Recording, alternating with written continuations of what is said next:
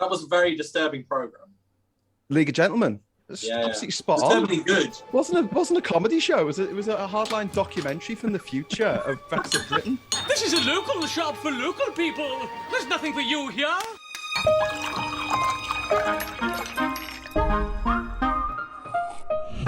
Welcome everybody back to another Sunday roast, and we have a plethora of charisma. Max, would you like to introduce yourself? I'm sure everyone knows who you are, but just in case we've got any new viewers. Welcome everyone. My name is Max. I run this channel called Robespierre, and I talk about Brexit and British politics and criticise the Tories at every opportunity. Shooting fish in a barrel at the moment. Rob, truth to power, would you? Yeah. Good morning.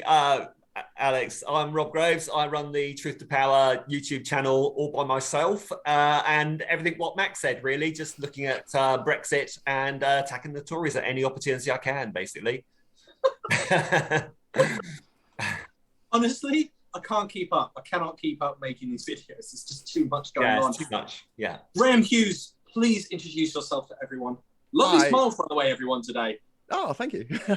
Hi, I'm Graham Hughes. I'm the world's most travelled Scouser, and I've got the at every country Twitter handle, and I run the Graham Hughes Politics channel, and I was one of the founding members of the Three Blokes in the Pub, who were right about everything. Hashtag just saying. That was great viewing. I only caught it after the fact, but you could still go back and watch and go, oh my God, it's like Mystic Meg. It is. People are asking me for the lottery numbers. They really are. Alex, and yourself? Oh, me, yes. I'm Alex. I'm Political X. I'm an author and a historian. So let's go straight into it with Brexit and the economy. How's the economy doing, everyone? So I'm going to throw this first over to Graham. We've recently found out that it's 10.1% inflation, just higher than the experts were expecting. The response to all this inflation has been for the Bank of England to put up interest rates, which hasn't helped at all. And for the leadership contenders, at least Liz Truss, who's going to win, to say who's going to be our next prime minister, don't forget. And she said the best way to tackle this problem of people who don't earn enough to pay tax is to cut their tax that they don't pay. And it seems very much like their solution, the Conservative solution to the issues facing the UK at the moment, seem to be tax cuts for the rich. And that's like some kind of panacea that'll solve everyone's problems. It's pretty dire, you know. The price of fuel has gone through the roof, food has gone through the roof, and now we're seeing. There was a guy on the radio a week ago, and he had a chip shop. Don't know if you saw the clip of it, and he was paying £5,000 a year in energy bills, and it's gone up to £70,000 a year. So he's had to close his chippy, and that's going to happen. 7-0. And where's he voting? 70,000. I don't know, but he was a Tory voter. He said he's never voting Tory again. That's what you get. I never expected leopards to eat my face, said voter for the Leopards Eating Faces Party. This is just classic stuff as well. Like, one of the key things that foreign businesses look for are low fuel costs. And we've got probably the highest in Europe, haven't we? Our cap's gone up 400%, and it might go up even more. Every other country, no one's gone above 150% in Europe. Do you know what hyperinflation is? I'm the proud owner of 100 trillion Zimbabwe dollar note. Is that actually in one note? Yeah, $100 trillion. Has no one said to them, prior history, just change the 100 trillion into a single? Oh, they did that a few times, and it still goes up through the roof. Wow, yeah, it's logarithmic, isn't it? I've read about it within the context of Europe and the United States and their history. And you're carrying around barrels full of money in order to go and pay for a loaf of bread or a restaurant. The other thing was the fact that people were also renegotiating their wages on a daily basis, which is quite interesting because it should almost be the case that if people really want to deal with the crisis in the UK, they should just quit their job and go and find a new one because the labour shortage, that'll just keep it spiralling out of control. But it also means you've got bread on the table, which for a lot of people, it sounds like everyone's completely struggling. So hyperinflation, the economic term is 30% over 5 years, and that's 500%. So what the hell type of terminology would you call that? If 30% is hyperinflation, 500% in a year is... It's nuts. it's going to go a bit crazy. But the other solution that the Tory candidates have come up with is to reduce they want to reduce borrowing. And it's like, well, hang on, who are you borrowing off? The mafia? The Chinese? No, we're borrowing off the Bank of England, which is effectively a branch of our own government. So it's like, can we deal with the fact that people aren't going to have enough money to keep their homes warm this winter? That seems to be more important than tax cuts for the rich and reducing what we're borrowing from ourselves. It's bonkers, absolutely bonkers. It sounds like it's quantitative easing, but I haven't figured out what they're doing with the borrowed money at the moment. Rob, I'm going to throw it over to you. What are your thoughts on this? Yeah, I mean, it's crazy, isn't it, that the Bank of England, I agree with Graham, they're putting the rates up. There's predictions of further rate rises. They think it's going to go up to probably 3.5% within the next couple of reviews. The idea of that is that, you tackle inflation that's being pushed by prices and wages. And of course, that is not the cause of inflation at the moment. The cause of inflation is these huge dividends that are being paid to shareholders. So the Bank of England's traditional tool, which dates back to the gold standard years, up to the 1970s, it's just not working anymore. And then you've got trusts coming in, as Graham was saying, looking at reducing tax rates for those rich enough to pay them. And it's going to counteract anything that the Bank of England was achieving anyway. So it's like they're pulling in two different directions. It's going to cancel each other out at the very best.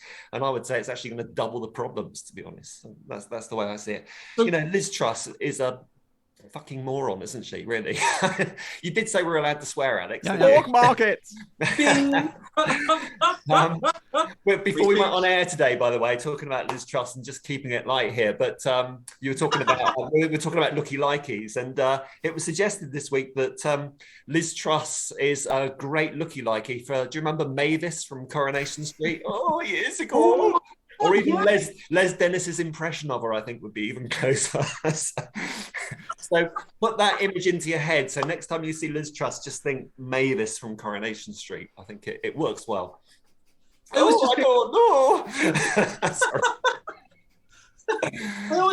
I always picture Liz Truss like the guy from Psycho. She's got an old rickety house and she's walking around, but she's all dressed up in Margaret Thatcher's clothing. Margaret Thatcher's dead body is in the basement. She goes down there to talk to her every song. I like that. Yeah. Oh, come on, we should do a sketch and it could be like Psycho, but it's Liz Truss. And she dresses like Thatcher and stabs people in the shower. And steals their milk. Maggie, blood, Maggie, blood. What have you done? She goes door to door stealing milk. You're the milk thief! Leonard said I was crazy, but I knew that carton felt lighter. Coming out at night, stealing the milk from the cows. Milk pouring down the drain, yeah. It's like pouring it down there. Except now it's food. It's the free school meals, isn't it? They've gone a step further. It's not just the milk. They're actually throwing food down the drain. 120,000 pigs are going to have to be killed and incinerated if there is no answer to the shortage of abattoir and butchery workers in the next 10 days. That would be the single biggest cull of healthy animals ever to happen in the history of British agriculture. Yeah. You have 10 days to deal with that. What are you going to do? Yeah. Well, I hate to break it to you, Andrew, but I'm afraid that our food processing industry does involve the killing a lot of animals, and that is butchering them and then selling them for food. But that's not what we're talking about. That is the reality. I've been reading a book, Alex. Just carrying on with the conversation about inflation things. I've been reading a really interesting book by a guy called Richard Murphy. He's big on Twitter, called Money for Nothing. I don't know if you come across it, but he's talking about the best tool to tackle inflation is tax. So in order to tackle inflation, you put up taxes, which is the exact opposite, again, of what Liz Truss. So all your talk of hyperinflation, Liz Truss's policies seem to be particularly geared to deliver that hyperinflation.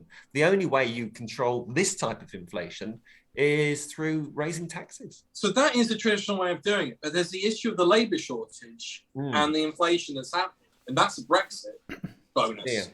So there's a conspiracy theory floating around on Twitter, which is basically going around saying that the Bank of England has deliberately done what it's done in order to knock the economy, which would then cause businesses to close, which would then stop the labour shortage. And it's a bit like, do you just do a slow puncture or do you just rip the plaster? But you're absolutely right. Liz Truss is doing the exact opposite. of the Bank of England. I've never heard of this before. Have you heard of this before? Like, normally it's just following the science, following the bank. Yeah, but this is just following the dogma, isn't it, for Liz Truss? This is the way she thinks, or this is the way she thinks this week, anyway. But no, she can't see past it. She talks about being the conservative way. That's what you get from her, delivering on the conservative way. And there are certain things that are the conservative way and some aren't. And don't let the facts get in the way of that, you know. But would you prefer Rishi Sunak? And Max, I promise I'm going to bring you in next. Would you prefer Rishi Sunak for a better economic policy? And that's to both Graham and Rob first. Yeah, well, it's like looking at a cat litter tray, isn't it, and deciding which turd you're going to pick up. I mean, it's or the best toilet at Glastonbury. I mean, how do you pick? You know, on the last day of Glastonbury. That's on the last day of Glastonbury. Yeah. Listen, I have to say, you know, I'm sure you all know that I'm no fan of the Tories, but I do think that Rishi Sunak is not completely barking. You know, I'm not saying he's a nice guy. I'm not saying he's got any solutions, but I do think he might be a little bit more reasoned in his approach. Well, I think Liz Truss is just the conservative way. You know, I think she's bonkers, to be honest. I mean, was it Dominic Cummings said that Liz Truss was the nearest to completely barking mad of anybody he'd ever met in Westminster? That was Dominic Cummings said that about Liz Truss, yeah. In fact, Cummings was actually quite polite about her, but in the second paragraph, he said, but she's chaotic, eccentric, with manic energy. She grabs hold of random ideas and forces everyone around her to spend inordinate amounts of time talking her out of them. Everyone from officials to other ministers found her difficult to work with. I mean, when she made that speech about the Queen, she did actually look genuinely unhinged. In December, I'll be in Beijing, opening up new pork markets. Thanks. And there's that weird, like, ability of hers. Like, she's obviously never watched stand-up. Whenever she delivers, she's expecting a round of applause, even if it's not funny or it's really cringe. Graham, what are your thoughts then on who you prefer? God, you're right. It is like choosing the Portaloo on the last day, isn't it? At Glastonbury. I would prefer Rishi Sunak. I don't think he's going to win. I think Liz Truss has got this in the bag. Liz Truss is a two-edged sword because, on the one hand, you want a really bad leader because it means they get out quicker, but we can't speed up the next election. It's going to come when the Tories decide they want to have it. And I think that Liz Truss will be an absolute disaster. The main reason why I think she'll be a disaster, other than she's completely unhinged, is that she is going to keep all the nutters like Nadine Dorries, Jacob Rees-Mogg, all those absolute lunatics in the cabinet, in government. And I think that is something that Rishi Sunak won't do. I think he'll try at least to get a couple of people who are competent into the cabinet, but she certainly won't. Like a typical Tin Pot dictator, anyone competent is a threat. So they surround themselves with incompetence, and that's what Boris Johnson did, and that's what she'll do. Yeah, which is, I mean, I met a person who was a supporter of Boris Johnson, and I pointed out that, you know, if you look back in history, the competent dictators would always surround themselves with competent people. Napoleon was like a prime example. He was like searching for the best to come in his government. That isn't always the case. He definitely handed out things to his family as well. But generally it was like based on a level of meritocracy. And Boris doesn't do that. And I brought that up to them, and they were really sort of confounded by the fact that the nuance of the argument was that Boris was good and the cabinet was bad. And I had to point out he picked the cabinet. So that's a reflection of Boris. And they were like, yeah, that's a good point. Yeah, he actually did do that. It was almost like something just clicked into their head. Max, what were your thoughts on the economy? No, I just wanted to say something about what you guys were saying about Liz Truss and about taxes. And I have a feeling what she's doing, she's saying this in order to win the campaign, to become the next prime minister. So she needs the Tories on board. But I think what's going to happen is when she does eventually take over, and I hope I'm right about this, but I could be completely wrong, that she'll look at what this situation is and she'll say, I actually have to do something, because you're going to have general strikes, you're going to have civil unrest, you're going to have people going without food, not even just talking about, you know, energy bills, people going without food, and you can't sustain that.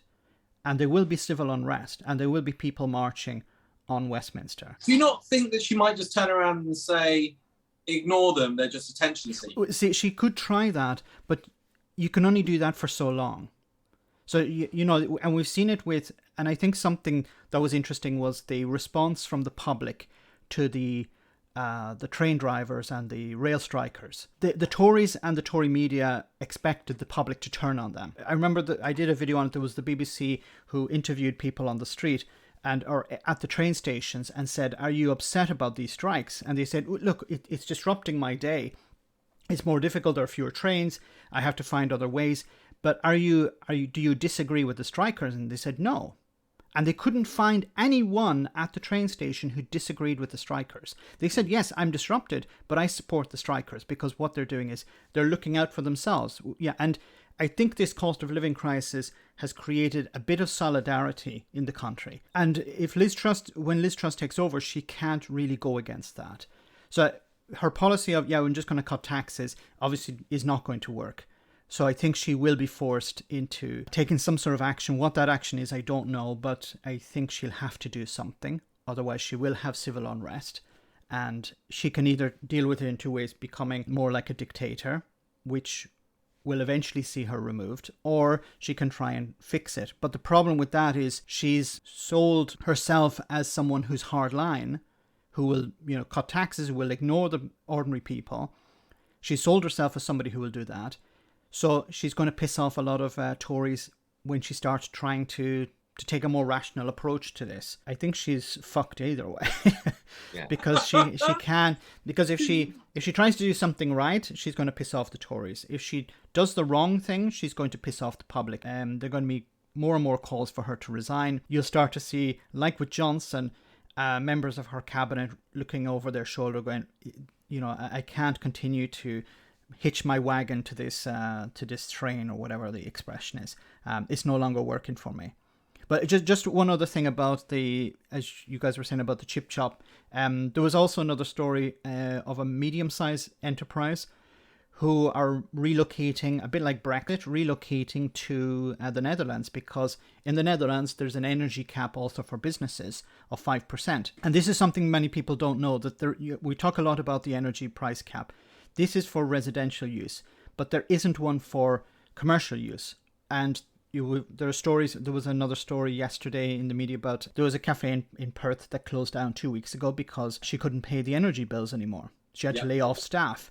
And what you're going to see is, and with the one that relocated, they laid off 960 people. So those 960 will be made redundant. Basically, the energy costs, we're refrigeration heavy, obviously, because we're storing crabs and lobsters and all that kind of stuff, right? We literally cannot pass on 260% to restaurants and private clients, right? We just can't do it. So, Lee, tell me about your thinking in recent weeks and months before you reached that momentous decision on Friday. What were the options you looked at? Yeah, so we're looking at, kind of new contracts. We're looking at energy saving. We're looking at everything. We've got 1,000 employees in the UK, right? So, look, we've given them pay rises. We've supported them through COVID. We've done the whole Brexit debate with fresh fish imports and exports. We've spent £6 million trying to navigate this government for the last 2 or 3 years as a business, right? We've got no help. There's nothing coming from Rishi, Liz, Boris, whatever. There's no direction at all on what this policy is going to look like in the next 18 months. You can't plan a business without some kind of support on that basis, right? So, look, we've had 5 months waiting, planning, trying to work out what we do. We're desperately trying to keep the business in the UK and keep the jobs in the UK. But I can move it to the Netherlands, and I hate to say this, right, but it just prevents us going bankrupt, right? So we have no choice. We've just got to leave the UK because... And you're going to see this all around the country. And a big problem also with this is a recession is coming. There's going to be mass unemployment. And this is going to reduce people's ability to renegotiate for better pay. If you're negotiating for pay at the moment, do it now, because there's a risk that in the next number of months there'll be mass unemployment and you won't be able to negotiate. It will be the business owners who will hold all the cards. Have you heard of this theory, that the Father Ted theory about Liz Truss? Have you heard about this? No. Go ahead. Well, in Father Ted, the Irish were sick of winning the Eurovision Song Contest and then having to host it. So they got Father Ted and Dougal to do a song called My Lovely Horse. So they knew that they would lose because they were sick of you think that Liz Truss is like the Father Ted candidate? It's just basically they've gone, the economy is sunk. Britain's place in the world is sunk. People are going to be up in arms, like, you know, not just protesting, probably rioting on the streets.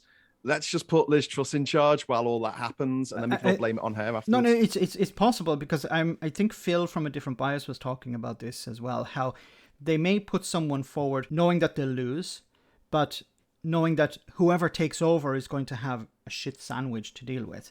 You know, so hoping that, okay, if we lose the next election, Labour will come in and they'll be dealing with this poison chalice. And then we can come in after and expose how they weren't able to fix the economy. So we've messed up on a massive level. Somebody else will take over. They'll have to deal with it. So yeah, it's possible that they are looking at Father Ted, doing some research and using Father Ted as material.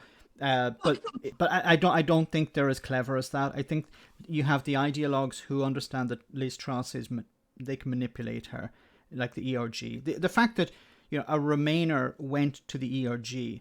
And Jacob Rees-Mogg and Nadine Dorries came out and said in front of Number 10, I'm going to be backing Liz Truss. I'm very aware that she's probably a stronger Brexiteer than both of us. 40% of all the lamb that is produced here in the UK goes into the EU market. But that is why that European market is so precious. Because we share the same regulations, we share the same rules over things like food safety, over animal health and welfare, over bottles. Moving forward. And Well, thank you. Yes, I'm also going to be backing Liz Truss. As Nadine said, I think she's as strong a Brexiteer as either of us is. Now, if we were to leave that EU single market, what that would mean is that those products would face additional costs in getting them into those markets. And it would mean in some cases that we could see markets close. And I've had a lot of people... She's more of a Brexiteer than Jacob Rees-Mogg. You know, these people know that they can manipulate her. So when she met with the ERG, they said, do you like Brexit? Yes, I do. I love Brexit. Okay, that's all we need to know.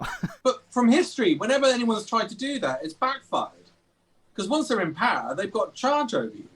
You have no power over them. You might have... What you said with the ERG, that's a little group, isn't it? The Euro group. The European Research Group. Research, yes. Ah, the racist group. The European racist group, yeah. That's more like it. I guess you could continue that and then use that as influence on Truss. And it's sort of like, oh, God, do you know what that reminds me of? That reminds me of Tony Soprano and putting his uncle up as the patsy. So the FBI were looking at him whilst he was behind, like, being the puppet master. I wonder if there's an element of that. But I guess as Prime Minister, that's different. You do have huge amounts of power. Like, you can go on TV and say, we're doing this, and it puts pressure on the cabinet to then go out and do it. Just building on this, Alex, just taking it a step further, probably into the bizarre, but, you know, there is also another theory about Liz Truss is, think about it. She used to be a Liberal Democrat. Now she's a Tory. Right. She used to be a Remainer, now she's a Brexit. Right. She's going to become Prime Minister. Suddenly she's going to declare Lib Dem Remainer. Bang, wacko. That's a Homer Simpson theory, why he works in the nuclear plant. Bringing it down from the inside. 3 different TV programs, yeah. Yes, these are all possible. I mean...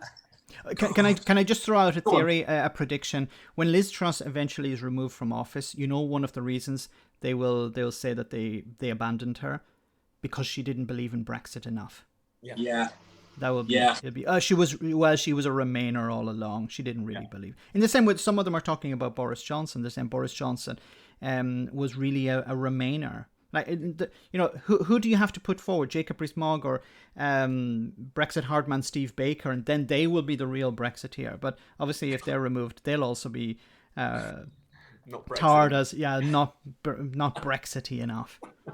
If it was me, if I had the option to run as Prime Minister since Brexit, I wouldn't run until a lot of this is settled out because it's a poison chalice. I've always said that. I think you'd be nuts to try and take this on. And we could see that. It's destroyed several prime ministers. Yeah. Destroyed Cameron, Boris, and May. They'll probably destroy Truss. I don't think she can win the next election. Yeah. So I'm gonna throw it over to you. Would you take the power if it was offered to you, would you take the crown wrong? Well, I mean, look at Ben Wallace, Alex. Ben Wallace was most people's favourite. I mean, even to me as an anti-Tory, I would have preferred Ben Wallace just for the sake of the country. I think he would have made a decent Prime Minister. He stepped away straight away because he's quite an intelligent guy, actually, and the Defence Minister. And he's obviously keeping his powder dry for next time, I would suggest. I think he's doing exactly what you just said. Yeah. And that's what I'd do as well if I was him. So you wouldn't take power then? No, I'd wait till all this shitstorm was, come to roost where, come on, the majority of people in this country are now regretting Brexit. But if you look at the numbers of people that actually want to rejoin, it's still, okay, there are more people wanting to rejoin than stay, but it's marginal. I'd wait until the public mood had completely shifted, and then you can come in as the Remainer on the white horse. We're probably talking years yet, to be honest, maybe 5-6 years, but yeah. At least another parliament, unfortunately, before it really kicks in. But I think the next parliament's going to be very interesting for the election. Graham, would you take the chalice? Absolutely. And then I'll use all the tyrannical Tory powers that they've put in place to basically kill anyone who argued with me. So I'll take us back into the EU without a referendum. And then if any old people turn up at Parliament complaining about it, we'll arrest them for making too much noise. And basically, that's it. Unlimited power. What do I care? I've got an 80-seat majority. Well, whatever it is now, they got rid of a few nonsense, 75, whatever. They could do anything they like. So I'd be like, okay, well, I'm going to do this. I'm going to bring in amazing climate change policies. I'm going to have every single parking lot in the country has to have solar panels on it. We're going to have a line running down every motorway so that you can charge your truck as you're driving along the motorway. I'll invest heavily in public transport so you can actually get to work. And I'll do loads of stuff. And then if anyone complains about it, I'll arrest them. And you can have the 3-line whip. So if they disagree with you, kick them out of the party. Yeah. The thing is, if you did something like, said, we're going to stay out of the EU forever, you might have 1 million people turning up and complaining about it. If you say we're going back into the EU, I guarantee you'll have the same bunch who turned up for the march to leave, all 13 of them. And they're easy to manage. You know what I mean? I like the solar panel idea in the car park. Oh, God. I was what thinking a waste. about that What the a other waste. day. I was thinking about trees, though. Oh, yeah. And renewables have to change the name to Infinite British Power. Today's video is brought to you by Infinite British Power. Ever talk? So when Liz Truss is driving along and she sees some solar panels in a field, she, instead of saying, solar panels, she says, what I disagree with is infinite British power. And everyone will look at it and go, what? Did you really just say that? You don't want infinite British power. All right, love. Yeah, we want finite stuff from Russia or Saudi Arabia. That'll be better. Well, Venezuela. Happy to take their money, aren't they? Yeah. Yes. Yeah. Yes. But Yes. fuel dependency is just one of the mad things that Tories want. And it's like, how can you want that? They must have, what's that thing where you got like two separate ideas in your head at the same time that just don't fit with each other? Cognitive dissonance. That's it. Cognitive dissonance. Thank you. It's like the idea that Britain can stand on its own 2 feet, but also we have to be on our knees asking Qatar for all our gas to keep our houses warm. It's bonkers. Got enough power here. Graham, they've had 20 years to get this all sorted out. They've done nothing. Well, they've done worse than nothing. They put in a ban on onshore wind farms. They've had a ban on them since 2015. Ban! They've done everything that was, they've wrecked everything, including all the Brexit promises, haven't they? Yes. NHS. Yes. The economy, high wage. They haven't done anything for education. In fact, it's completely floundered. It's not going to be invested in, which is a key ingredient to solving this. Done nothing for housing. They've wrecked everything. And yet, historically, and with a certain stereotype, cliched, they're meant to be the pragmatic party that comes in and, can steady the ship. Might not be great. You might have a lot of issues with a lot of the other stuff, but it steadies the ship. They've completely lost that on every level. Now, I'm going to go to Max. Now, Max, did you know that there was one Irish Prime Minister for Britain? And I'm going to throw it over to you guys. I'm going to give you 60 seconds. I'm going to put a countdown clock on. Can you name the Irish British Prime Minister? Duke of Wellington. Really? Do you want to know the Welsh one? We haven't had a Welsh one. We have David Lloyd George. No, he wasn't born in Wales. I know he's born in Manchester, but his first language was Welsh. Nah, he was known as the Welsh Wizard, but he wasn't born in Wales, so that's why I've never... Oh, come on. But he did die... Yeah. Is Mo Farah British? Is Mo Farah British? What's the question? Is Mo Farah British? Yeah. Yeah, well, he wasn't born here. Actually, Boris Johnson was born in America. He's a bloody immigrant. How we have American? Send him Yeah, back. I know. I despair at that. Well, I mean, American backed by a Russian. Who would have thought that after the Cold War? He's being chased out, isn't he? I mean, he got hounded in the supermarket, we think. We're not sure if it's dubbed in or not. Someone added in a load of fart noises and was walking on. Really weird. No, they weren't added. Oh, they not. Anyway, Max, would you take the chalice? So I would say no, but then Graham has made a very good argument for why, yes, you should. You have a duty, a moral duty to do so, and I would do exactly what Graham has said. You know, you could take it over and rule in favor of the public, in favor of ordinary people. But if it's just related to Brexit, no, because Brexit is a disaster, and it's not going to get better anytime soon. And unfortunately, you know, you have people in charge who will continue to try to blame everything else apart from Brexit. So, you know, the queues at Dover is nothing to do with Brexit. It's the French. It's the weather. It's P&O. The problem is until you actually have a leader who will say, yeah, Brexit is a problem. Like, for example, something that I think that not a lot of people picked up on and haven't run with is Tobias Ellwood, who said, yeah, who's a Tory, and he was actually, I think he was running to replace Johnson at the very beginning. He said, we'd be better off in the single market. We should rejoin the single market. Now, he didn't say rejoin the EU, but he did. But many Labour MPs wouldn't even touch that. So you have a Tory, and I think that could have been something that the Labour Party or others could have focused on as well. Or, you know, at least people in the Remain or Rejoin campaign could say, look, there's, you know, Tobias Ellwood is talking about rejoining the single market. Why don't we go down that road? It's one of those things, though, if you go, I mean, Daniel Hannan said the same thing, you know, the master manipulator behind the scene. And he says it's now too late, can't do it. But you're also like, what the hell's the point? You're then taking orders from them again. So, was he born in Belize? Daniel Hannan, is that a joke?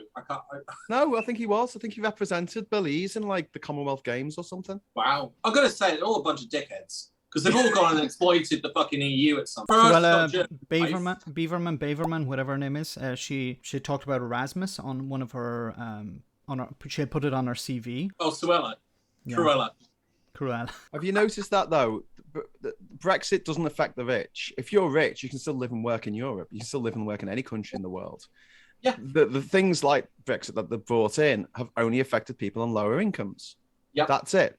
And as soon as these rich public school blurts have something that actually they have to sacrifice, they have to give up, they go bananas. Look at how they reacted over having to wear a mask. Lawrence Fox, Julia Hartless-Brewer, like they went nuts about it. How dare you make us wear a mask? We're posh, we're rich, we don't have to do things that everyone else has to do. And Brexit is just such a great example of the rich being able to just carry on doing what they've always done, the big companies being able to carry on what they've always done, and everyone in between absolutely being screwed. Everyone. Apart from Jacob Rees-Mogg, who thinks abortion should be banned, because he doesn't like that. But has profited from shares in companies that produce the pharmaceuticals that Morning After pill, I think it is. Yeah. So yeah, he has actually said himself that. But it's not the money that's evil. Don't touch the money. You know, if I'm making money, I'm able to separate myself. You know, that's business, okay? Didn't Jesus go in? Sorry, Max. No. It's but it's a bit like Jesus, you know, saying one thing and then doing another thing. It's like Jesus having, I don't know, shares in cross building or something like that. But didn't he go into the market? Oh, the irony! Didn't he go into the marketplace? Didn't Jesus? According to one story, he went into a marketplace and trashed it.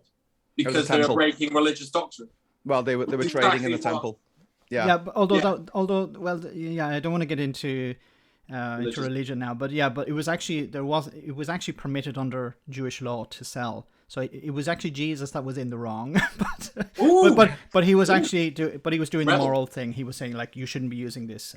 So they were actually in the right legally, but anyway, we won't go down that road. He's just a bit of an anarchist. He did say that it's harder for a camel to pass through the eye of a needle than for a rich man to enter heaven.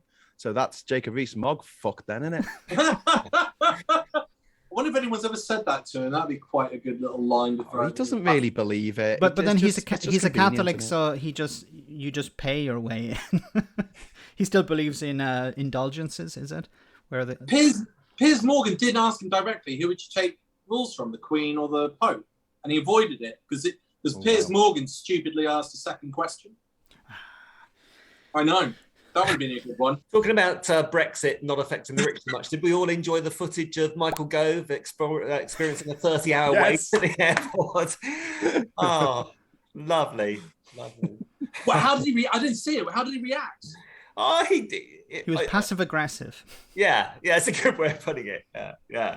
But what amazed me is I didn't see any footage of anybody tackling him or saying, shouting at him, "You knob, this is your fault." He seemed to be being ignored by his fellow passengers. If I'd have been there, I'd have been giving him a hell of a time. No, I think there was a lady who did challenge him. There's a picture of a lady, but there isn't video footage. But there is a photo. No, when I say footage, I mean, There's a video, there's a picture of a woman challenging him and saying, But the response I read online was that he was polite but passive aggressive. This is your fault. I know it is, but fuck you. God. Do you know what? It's like a tyrannical husband, and look what you made me do. That's what it is. It's just like, it's your fault. You voted for it. That's why referenda are so they're such an awful tool to use in autocracy. They're great in a full democracy, especially at their advisory. I really like this Swiss system where they have a lot of referendums on different things and decide what they like. But it's not necessarily legally binding. Whereas the Brexit vote, it wasn't legally binding, so they got away with cheating and overspending and all that kind of stuff. But, the fact it wasn't, but they pretended like it was. So when it was convenient, they were like, oh no, the British people voted for this. Well, 48% of them didn't. But it's also, like with the Swiss model, the Swiss provide information to the public. They explain this is what's going to happen. But they also, if there's some sort of discrepancy, it will be null and void. So if there is something wrong with the referendum, sorry, the British did the same with the Good Friday Agreement. They had to send out two documents. So we've got this. That was the biggest problem with Brexit. One side just said status quo, and the other side basically said, here's a buffet, you can have anything you want because it'll be the Brexit of your dreams. And that was the biggest problem. Freedom! Alex, could we ask you? No, it's a bit Brexit related, and I'd like to get also the other guys to come in on it. But can you tell us a little bit about something that's in the news at the moment about charter cities? This is something that's been described as a Brexit benefit.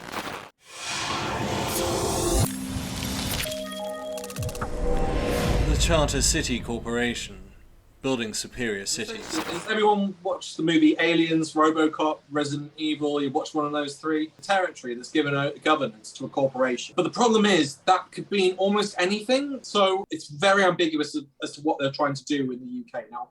According to what the government has said so far, a charter city would be able to make their own governance. To set their own laws, and they would be able to have their own security, potentially a judiciary. I cannot find details of the government because I'm not sure if it's going to be like the colonial times. You put a governor in charge and they can just make a law as to what they do. And we've only got one charter city. The rest are freeports. The Freeport Corporation, building superior cities. There also seems to be, and I've only recently stumbled on this, corporate areas being developed. I think in Middlesbrough and in Newcastle.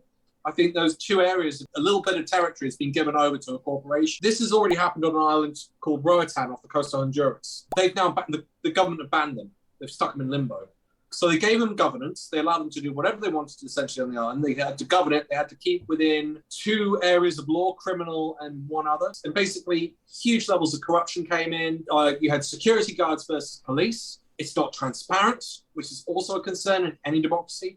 And the president of Honduras came out, I think this year, and said, right, this is totally gone. We don't want you anymore. We don't want this zone of economic development because it's causing chaos, criminality, and it's not helping the island. It's clear exploitation. So it's really interesting that we're still going ahead with this. As for the free ports, again, I cannot find much, if anything, on the governance. All I can find is that they're in charge of who comes in and out of the area, and it's a substantial size. It's not. We're talking like I've seen 40 square kilometres, and one's just off to the east of London, so that's a really rich economic area. But they're also in charge of security. So we could look at this in two ways. We could say, is it going to be similar to the City of London? Well, that's not really democratic. You have to be an alderman, then you have to be a sheriff, and then you can be the mayor of the area. And you can only be an alderman if you're in charge of a guild. Yet 9,000 people live there. Should they have a say on who their mayor is if the area is run differently? The other thing is, and I've had personal beef with, is the corporate-run area of the Olympic Park, which most people aren't aware of. So the Olympic Park is run by a corporation, a board group that are selected by themselves, and they select the chair to run the area. And they have all sorts of rights. And essentially, they smashed up a large chunk of Hackney Wick, which was a very interesting art zone that was developing. And they decided that they wanted residential area to be developed because they could get more money out of that than they could out of the arts, or at least that's what they think. That's a really stupid philosophy. And by the way, I'm going to add on to that. Rishi Sunak did say something crazy the other day. He talked about universities scrapping arts because he doesn't think it's worth enough money. I cannot emphasize this enough. William Shakespeare has probably made more money for this country than any business, any. That I'd include the monarchy. He must have made trillions for this country. Like movies, books, plays, tourism. It's unequal. And yet you've got a moron like Sunak coming out and saying that. So going back onto the Olympic Park, they literally crushed everything and there was no recourse. You could have a meeting with them to have a go at them, which I did. I gave them an absolute bollocking for what they'd done because they were so stupid not to research the area and what they could have done and flourished it. They just went, yeah, housing, we'll just put up housing instead of this amazing thing that they could have done that was unique. I've never heard of an art zone anywhere else in the world. The other democratic thing that is of concern, I'm unaware if because it's such a large area, people live. I'm unaware if any of them have been allowed to vote and decide if that area is going to be in one of these special economic zones. And I've also got a strong heritage from one of the areas, the city of Hull. Family members of mine in the past helped that turn from a town to a city. So I've got a bit of a special place in my heart for Hull, and they've turned it into one of these special freeports. And so if they mess with that, it gets a bit personal. Although, by the sounds of it, and as I've said to you, it's already got a bit personal because of what they did in Hackney Wick. Oh, and I'll add this on the final point. I promise I'll end. This government has got a freaking awful, awful track record on civil rights. And they've literally sold sovereignty to a bunch of corporations, yet they won't give it to Scotland. Just picking up on the comments you're making about your personal connection to Hull, Alex. I'm living down here in the southwest these days, and nearest city is Plymouth, which is going to be one of the freeports. And I saw a map of the new freeport territory for Plymouth, which very scarily encompasses the whole of Dartmoor, which, you know, people know about Dartmoor. It's about the only place you can go free camping in the UK. It's complete right of access across the whole moor. That really concerns me. They're putting it within the free port of Plymouth. It's just crazy. That's on a micro sort of personal level. On the macro level, I think the free ports, the Charter City, it's really just the distillation of what I referred to earlier as the conservative way. You know, it's small state, small governance, lack of workers' rights, and that's what it's about. But the thing is, they've been doing this experiment since 2010, and look what the fuck has happened to the UK as a whole. These charter cities are going to be that on steroids. It's going to absolutely wreck the economy of these cities. I'm absolutely sure of it.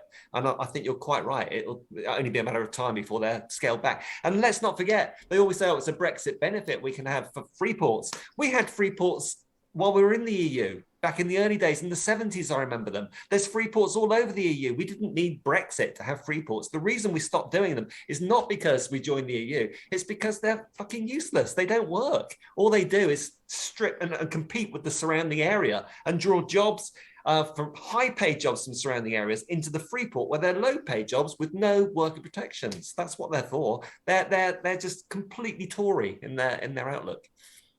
So I'll defend the free ports on this. It's not clear if it will affect workers' rights. And by the looks of it, the free ports will be to get goods in, to manufacture them there, and either ship them back out, in which case they've never had a tariff, or when they go over the line into the UK. So it's difficult to say what they'll do with workers' rights. But I find that interesting as well, because if I was going to put forward a plan like this, I'd make it damn clear as to what the governance would be. So the other question I've got for you, Rob. So are you in the Freeport zone? Or are you I'm not myself. No, I'm in a small town to the east of Plymouth. Yeah, I saw a map this week, and the boundary encompassed the whole of Dartmoor, which is a massive big area. You know, a free space, right to roam, and everything. I'm not saying, Alex, they're going to take it away, but it does make you worry, doesn't it, of what their plan is? Why would you put a national park within the boundary of a Freeport? What is thinking? What are they doing? Yes, I do. Because they would, according to what I've read from the government report, they would have to be in charge of security and maintenance of that area. Whether or not they could develop in it, I mean, that's again, there's just not enough detail as to what they're doing. Would you have voted for the Freeport then, or would you? Of course not. I love Dartmoor. You know, I go up there often, and the thought of it being managed by some sort of corporation is just scary. You know, it's one of the remaining wild places in this country. Crazy. How do you feel about the City of London then? Because there could technically be some sort of Freeport, and that's why I find that makes me go, is this a good idea? Is it bad? I don't know. Can I just say something about that? Because I was when I just did a very, very, very high level quick research into charter cities, and I noticed that they were supported by an organization I don't know if you guys know, called the Taxpayers Alliance. Oh, yeah. Which is not an alliance of taxpayers. It's actually a wing, as far as I know, of the IEA, which is an organization which receives funding from climate change deniers and the tobacco industry. You're talking about organizations, and if you go to their website, you can do it, and anyone can check it now. If you go to the Taxpayer Alliance's website and search for charter cities, they say it as a benefit of a charter city that you can eliminate worker protections and regulations. So that's the problem with them not having detailed what exactly it is, because essentially a charter city could be absolutely anything. You're absolutely right. They can have their own judiciary, their own security force, their own governor with the potential to make any laws. But because they haven't detailed that, I don't understand how it's allowed. I don't understand how the local population can't have a referendum as to whether or not they want this. And then it's sketched out exactly how it will be governed. It's exactly the same stupid problems with Brexit. It'll be like this ambiguous thing of it can be anything they want it to be. I mean, I assume from that, Max, you wouldn't vote for it then. No. And Graham, any thoughts from you on this? Well, apparently Liverpool's going to be part of this free zone, which is going to Freeport, which is going to encompass most of Merseyside, nearly all of Merseyside, I think. But what it reminds me of is in, when we had the capital culture back in 2008, Liverpool got a much needed regeneration of the city centre. And it was paid for by private-public partnership in with the Duke, I think it was the Duke of Westminster. His company basically built this big, new shopping centre and cinema and all this kind of stuff. And they privatized the roads. These were public streets that are now technically owned by a private company. I'll tell you how that affects you. If you try and film something on those streets, so if I turn up with my video camera and I'm filming a friend of mine, dancing around with a David Cameron mask on, for instance, I can be told by security to leave the streets of my own city because it's private property and I'm not allowed to lark about doing stuff like that on private property. And I saw some footage actually of Ken Livingstone getting told off for filming in a very similar situation where he's on a public street. Nowadays, I mean, you used to not be able to film on the tube and you can't film in certain, and it's ridiculous. I mean, everyone's got a camera on the phone now. But if somebody's using their phone, will they receive a notification? Will they receive a copyright notification or something through YouTube, or does anyone know how this would? If you're seen, you will be stopped. But if it's something uploaded, if I record something at Canary Wharf, will the people who own Canary Wharf contact me on YouTube and say, take this down or you're in trouble? So what happened to me when we were filming out there? The security just jumped on us rapidly and said, do you have a permit? If you don't, stop filming or we'll escort you off the area. If you do, then fine. So we had a permit, so that was easy. It's interesting as well because there's a DJ who, I think his name's Suat. Has anyone witnessed him? It was quite a thing during lockdown. So it's interesting you brought up the malls because he did the same thing. And he also filmed outside Buckingham Palace. Yeah, they're actually breaching park regulations. So I'm asking. And what's the punishment? We can actually seize your equipment. For what? For breaching park regulations. What number is the park regulation? Just so people who are watching at home can reference. You're actually filming when you actually haven't got permission. I'm asking you to turn your equipment off. So do all of these people need permission to film? That's different because you're. It's not different. It's not different. Do all of these people need permission when they're taking a photo? That's because they're doing it tourists. They're doing it as tourists. I'm a tourist. I don't live here. But he also had the same problem in the malls. So in the malls, he'd go around and he'd start DJing on his huge little set in front of him, pumping out music and recording. And all he'd do is just run away from the security services to another part of the mall. And being in his 20s, he'd be able to bolt away from the security services, even with this massive piece of equipment. This is where Led by Donkeys have been quite smart. So they set up on the road, on a public road, a projector, and they project light onto the building that they want to film, to do their videos, whatever. And they can't. There's no law against that because the projector's not actually. You can't say that light is trespassing. The Tories haven't got that yet. Not yet. Don't shine a torch in a certain direction or you'll be in trouble. But yeah, that's something that they do, and it's ridiculous. These streets are our streets. They are public right of ways, and the idea that you're not allowed to do certain things, you need a permit to film on a public street in the UK. No, I mean, I think they have laws like that in America, but we don't have laws like that here. We shouldn't at all. I don't understand how. There you've got a problem as well. Gated communities, are they starting to come in over here? Because they have them over in the States. Probably. And then you go into the situation of having private security service. Do you live here? You don't, so you can't come onto this road. And it's very much this segregation of society that seems to be continually happening throughout Britain. Although I've always said we've got a caste system here. We just don't acknowledge it because, I mean, look at the Brexiteers who are in charge, the privately educated, like boys and girls who seem to think they know better than everyone else and seem to think that they're the ones destined to govern the rest of the population. You look at what they wanted for Brexit, which was this total liberalization. The working class and some of the middle class that I heard were like, no, we want protectionism for all our industries. We want our farms protected, we want industry protected. And this is where Mick Lynch is coming in. And they've got a right to. They're like, this is our Brexit. This is what we want. And I think this is part of the reason why Mick Lynch is actually getting a lot of progress. Because a lot of promises they made due to Brexit are being completely hashed. And I find the sovereignty issue that you could buy a road and then it's yours and it used to be public. I mean, what the fuck is going on? This is nuts. Over to you, Max. What are your thoughts on this? It's just blown my mind, the idea that you can have somebody can just buy public property and that there's no way of voting that against that the council can just say, yeah, okay, we don't have a manifesto or anything. We don't actually ask the public, would you support us selling off this public road? Most people would say no, but it's just handed over to these multimillionaires and billionaires, and they can decide. One thing is a street. Another thing is a whole area. So, what's to stop somebody who's very rich from buying the Freeport or owning the Freeport in a sense? That's what will happen with the board. Yeah. If they buy the Freeport, they're guaranteed to be on the board if they're a big enough investor. So Alex, it's a corporate-run entity. Alex, as a political historian, does this sort of ring bells with you in terms of going back many, many years, the Enclosures Act? Of whenever that was. I don't know if that's your field, but that's what happened. Good fun. Didn't know.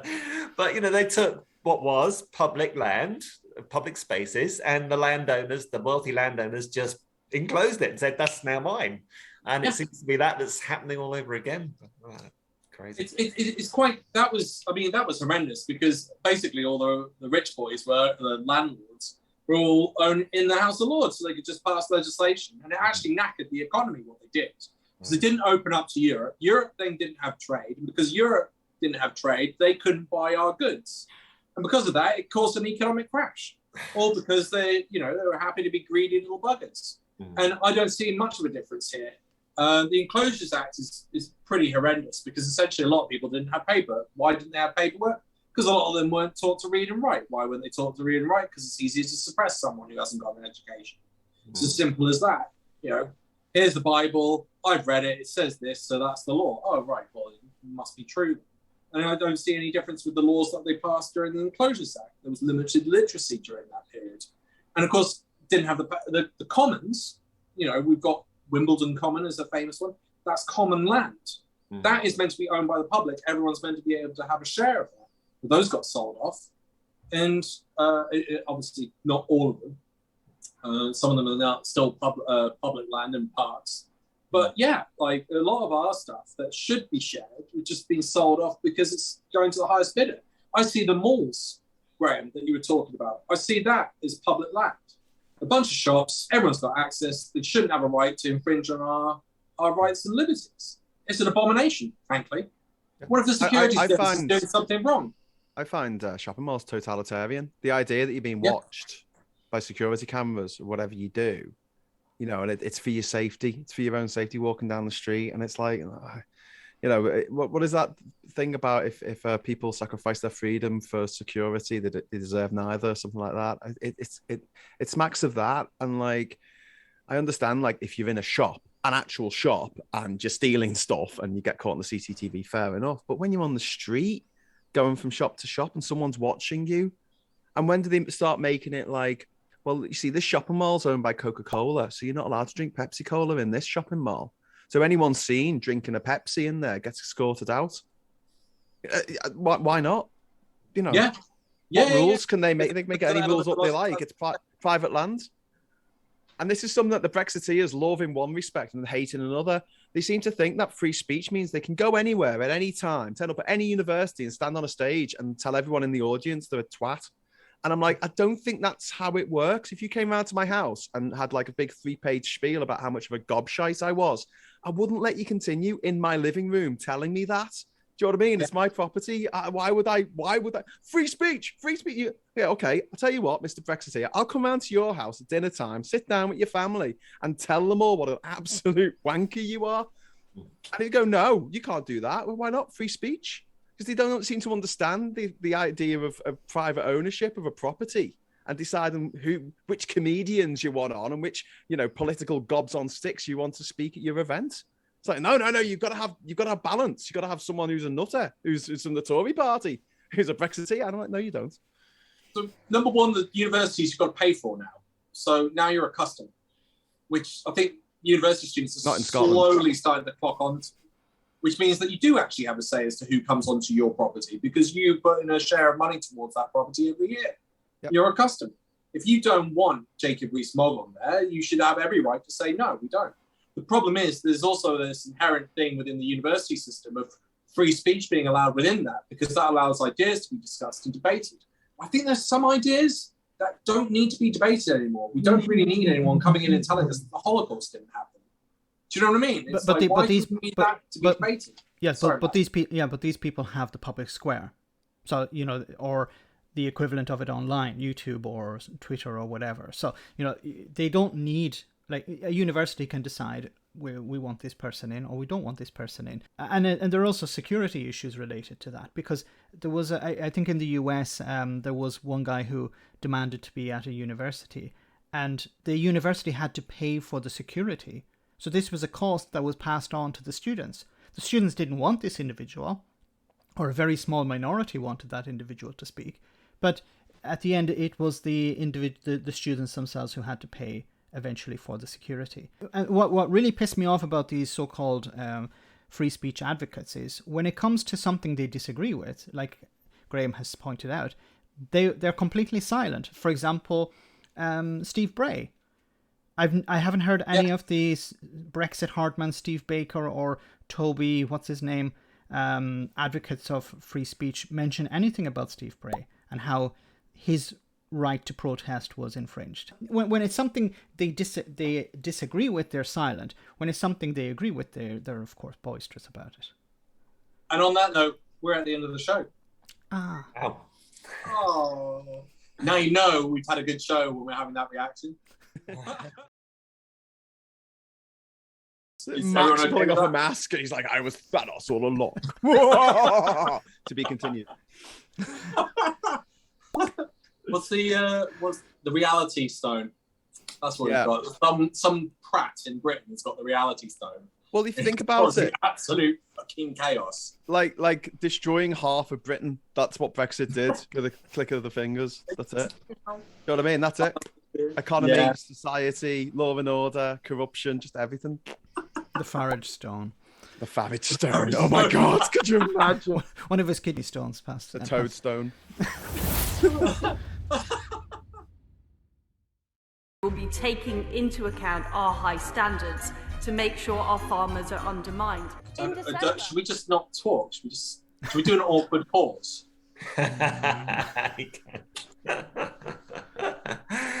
Do the freeze frame at the end of Airplane or whatever it was, Police Squad. And there's always someone moving around. Yeah, that's right.